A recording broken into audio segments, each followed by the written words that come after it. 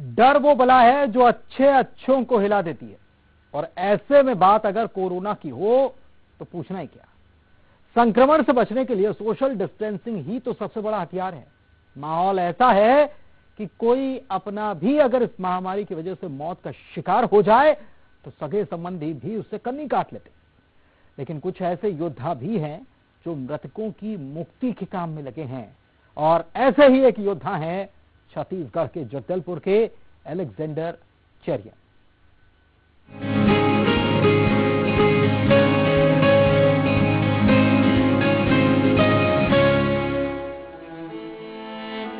कोई साथ नहीं देता, मांझी छोड़ जाता है, साहिल छूट जाता है।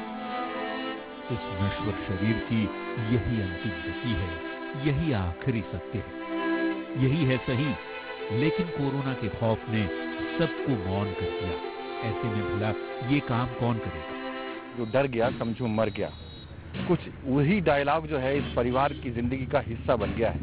ये अलग बात है कि कोरोना की मौत की खबर सुनकर के हर दिल सहर जाता है, जिस तरह के हालात इस समय बने हुए हैं, लेकिन इस परिवार ने उसी में जीना और उसी में मरना सीख लिया।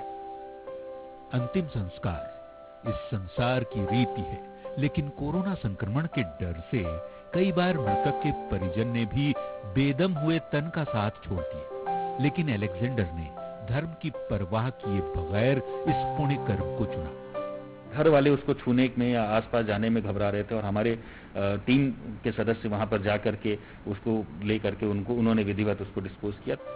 एलेक्जेंडर चेरियन यही नाम है इनका, और काम इनका आपके सामने है।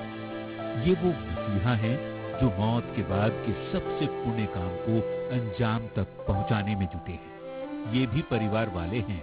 घर में बुजुर्ग पिता हैं, पत्नी है, एक छोटी सी बेटी है और एक छोटा सा बेटा है। भला जब सारी दुनिया डर रही थी इस बला से, तो क्या इनको डर नहीं लगा होगा? बच्चे और पत्नियों को ये लगा कि नहीं, अगर कोई एक भी अगर एक्सपायर होंगे तो सबका मतलब परेशानी हो जाएगा। तो अगर मरना है तो सब साथ में मरेंगे, और जिएंगे तो सब साथ में जिएंगे। इस भवसागर में भावनाओं से पल्ला झाड़ना आसान नहीं होता। मौत के बाद मातम के माहौल में जब चौतरफा चीख गूंज रही हो, तो सोचिए धैर्य को बनाए रखना कितना मुश्किल होता होगा। परिवार के बच्चे जो अगर रो रहे हैं, उनकी महिलाएं रो रहे हैं, तो उसको देख के बहुत तकलीफ होता है ना। कार्य पुण्य का तो जरूर है, लेकिन तकलीफ भी उतना ही है हम लोगों को। हार और जीत तो हिम्मत से होती।